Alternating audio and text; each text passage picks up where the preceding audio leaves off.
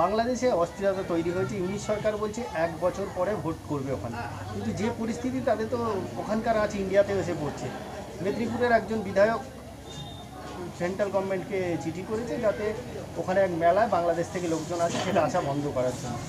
এই আজকে এসে পড়ছে। ইংলিশ সরকার সাহেব বলছেন, উনি বলছেন 1 বছর পরে বাংলাদেশে ভোট করবেন। ওইটা হচ্ছে বাংলাদেশের পার্সোনাল ম্যাটার। উনি 1 বছর পরে করবেন কি 5 বছর পরে, ওটা নিজস্ব ব্যাপার।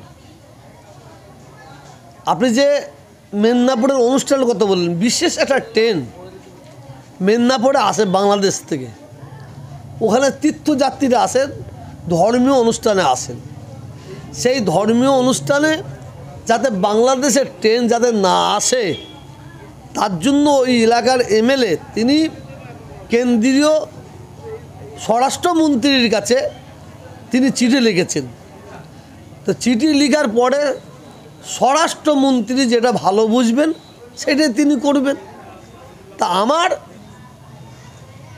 একটা ধর্মগুরু হিসেবে আমি বলতে পারি, ভারতবর্ষে কি হচ্ছে সেটা বাংলাদেশের সরকার দেখবে, বাংলাদেশে কি হচ্ছে সেটা ভারতবর্ষের সরকার দেখবে, একে অপরের দিকে লক্ষ্য রাখবে।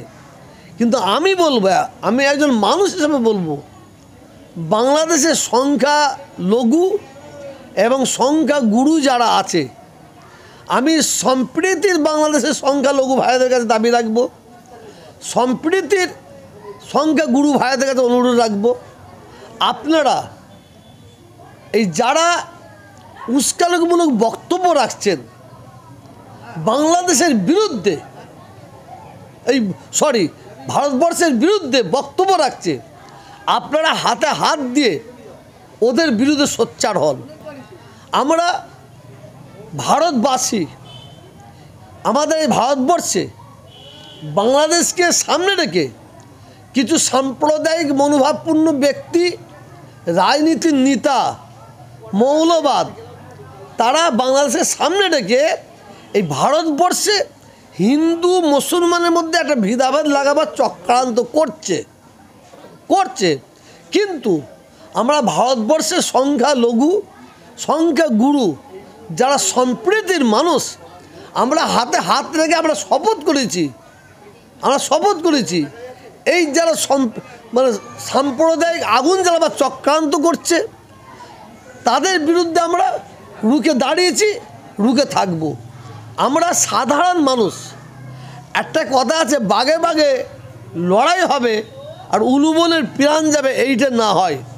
আমি সবসময় মালিকের কাছে প্রার্থনা করব, বাংলাদেশের সংখ্যালঘু, সংখ্যাগুরু তারা সুন্দরভাবে জীবনযাপন করুক, ভারতবর্ষের সংখ্যালঘু, গুরু তারা সুন্দরভাবে জীবনযাপন করুক। ভারতবর্ষে আমাদের ভারতবর্ষের অনেক মানুষ আছে, তারা এই বাংলাদেশকে নিয়ে তারা একটা ভুলা জলে মাছ ধরার জন্য বেরিয়েছে।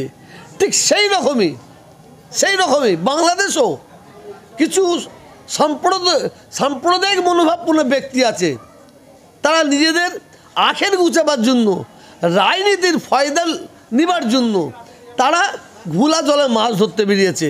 আমরা সবাই আসুন, সম্প্রীতির যারা মানুষ, আমরা এর প্রতিবাদ করি।